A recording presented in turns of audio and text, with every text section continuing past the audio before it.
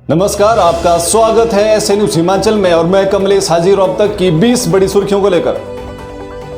हिमाचल प्रदेश के कई भागों में ऑरेंज अलर्ट के बीच लगातार जारी बारिश से बड़ी दुश्वारियां। भारी बारिश से राज्य में नदी नाले उफान पर, अभी तक 453 सड़कें हैं बंद। हिमाचल प्रदेश में भारी बारिश से फिर मची तबाही, अभी तक 453 सड़कों सहित 753 बिजली ट्रांसफार्मर, 276 जल आपूर्ति योजनाएं भी हैं प्रभावित। हिमाचल प्रदेश जिला मंडी के गोहर में बादल फटने से कई मकान हुए जमींदोज। थुनाग में घरों में घुसा मलबा, अस्थायी कलवर्ट बहे। भारी बारिश से बल घाटी में भी बाढ़ जैसे हालात। भारी बारिश से मंडी में ब्यास नदी भी उफान पर।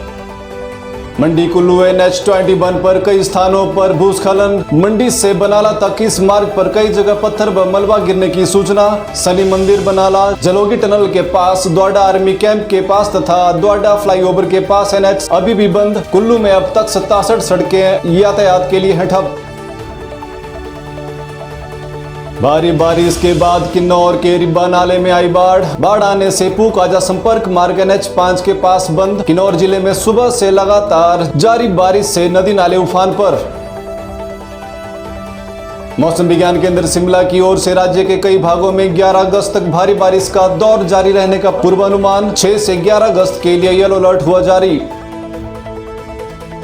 प्रदेश हाईकोर्ट का बड़ा फैसला, 5 बीघा भूमि नियमितीकरण की सरकार की नीति को हिमाचल कोर्ट ने किया खारिज। साथ ही अदालत ने 28 फरवरी 2026 तक सरकारी भूमि से अवैध कब्जों को हटाने के दिया आदेश।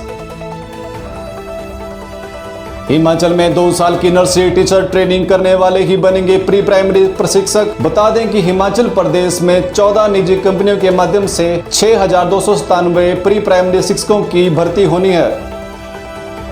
जिला शिमला के धामी में संत रामपाल जी महाराज जी के सानिध्य में मुनिंदर धर्मार्थ ट्रस्ट कुरुक्षेत्र हरियाणा की ओर से हुआ पौधारोपण का आयोजन। उद्देश्य पर्यावरण संरक्षण, जलवायु संतुलन और आने वाली पीढ़ियों के लिए हरित पृथ्वी की रचना करना है। उत्तराखंड के उत्तरकाशी जनपद के धाली गांव में बादल फटने से मची भारी तबाही। 4 की मौत, मलबे में दबे कई लोग। धराली बाजार पूरी तरह तबाह। उत्तराखंड में भारी बारिश की वजह से सुरक्षा को देखते हुए देहरादून, पौड़ी, टिहरी और हरिद्वार में मंगलवार को भी स्कूल रहे बंद। मौसम विज्ञान केंद्र के अनुसार प्रदेश भर में 10 अगस्त तक भारी बारिश होने की संभावना। धराली उत्तरकाशी क्षेत्र में बादल फटने से हुए भारी नुकसान का सीएम धामी ने जताया गहरा दुख। राहत एवं बचाव कार्यों के लिए SDRF, NDRF, जिला प्रशासन और अन्य संबंधित टीमें युद्ध स्तर पर जुटी। उत्तर प्रदेश में बाढ़ से तबाही जैसा मंजर। पूर्वांचल के 500 से ज्यादा गांव पानी में घिरे। प्रयागराज में 5 लाख की आबादी पर संकट। वहीं बुंदेलखंड के कई जिलों में सैकड़ों गांव हुए जलमग्न।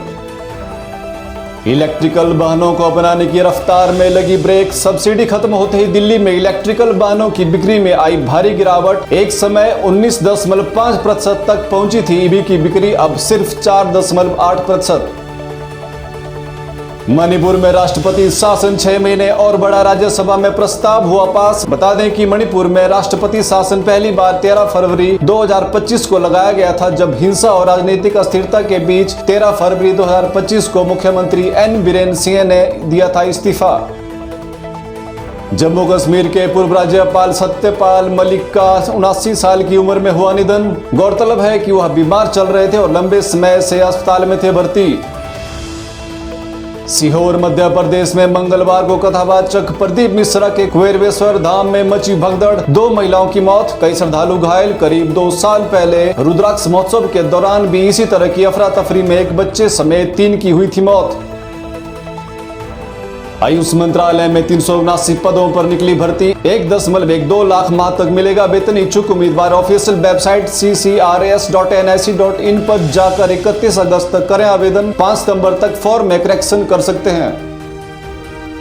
कर्नाटक की मंदिर नगरी धर्मस्थल में सामूहिक कब्रों की खोज तेज। SIT ने आज जंगल में 3 जगह पर की खुदाई। अब तक हड्डी के 100 टुकड़े और नरकंकाल के अवशेष भी मिले।